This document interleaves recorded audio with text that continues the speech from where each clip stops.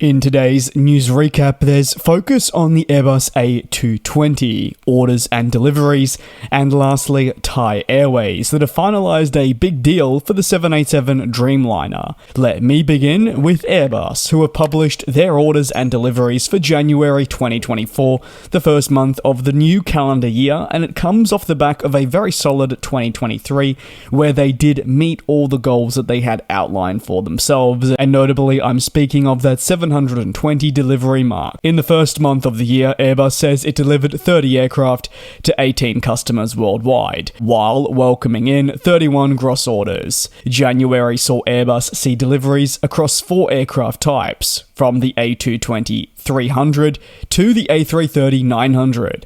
However, there were no notable deliveries for the A350 family, of course a very popular wide-body. A total of 26 A320neo and A321neo jets made up the bulk of deliveries, with a split of 13 each.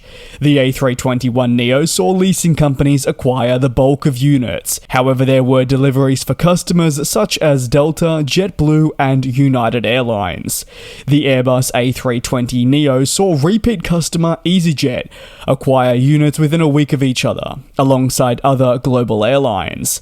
The A330-900 saw 2 deliveries to ITA Airways and Condor, and lastly, Airbus delivered 2 A220s to Qantas and JetBlue. The Qantas Group has recently been welcoming in this A220 as they look to utilize the capabilities of this aircraft type to replace some of their aging Boeing 717s. On the order front, interestingly, the first month of the year was marked by orders only for one aircraft series, that is the A350, which means no other aircraft type, not even the smaller and very popular A320neo family, was included. The year started with long-term customer Delta announcing its commitment to the A350 series was being enhanced, with a deal for 20 A350-1000s. The additional capacity of the Dash 1000 is slated to hugely benefit the airline moving forward, providing more opportunities and easing pressure on existing and future aircraft. Ethiopian Airlines was listed on January 19th, with their order being firmed up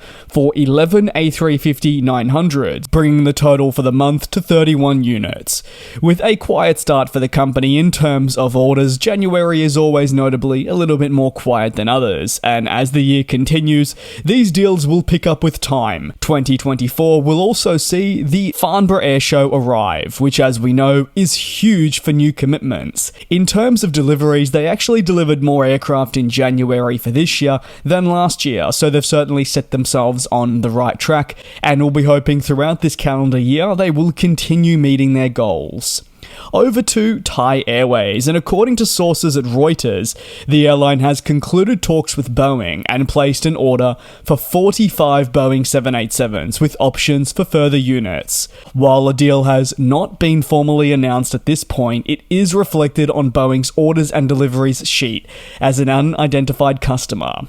Thai Airways has been closely monitoring wide-bodies for its future fleet for some time now, and was reported last year at being interested in the Boeing 787, with us generally awaiting that firm confirmation. Such a deal was slated to include up to 80 aircraft, however the deal, which has now been finalised, is said to include 45 firm units, and we have an unclear number of options, so yes, you'd be right in assuming that this could potentially bring it much closer to the original amount, but whether they hit the 80 aircraft does remain to be seen there. Labelled again as a long time in the making, Thai Airways had initially submitted requests for proposals, RFPs, towards Airbus and Boeing for a more mid-sized widebody. RFPs are pretty common.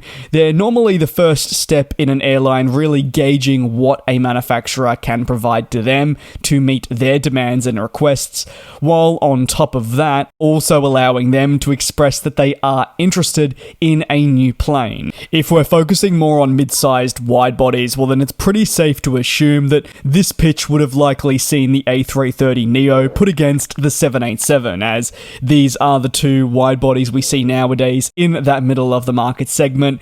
If you're talking larger wide bodies, well then you may look towards the A350 or the 777X. Thai Airways has been one of the many airlines that has undergone a bit of a fleet revamp in recent years. Yes, this this was largely spurred on by the global pandemic, but also plans internally from the airline to become more sustainable and improve finances right across the board. Several large type were all removed, which, while inefficient, yes, did provide the airline with a substantial amount of capacity, and by removing these aircraft types, well, it lost that capacity. And on top of that, when you consider its other aircraft in operation, they were beginning in some areas to show signs of age, so the airline needed to proceed with such a new order to really meet these efficiency targets it has, and also if it wanted to grow as a company.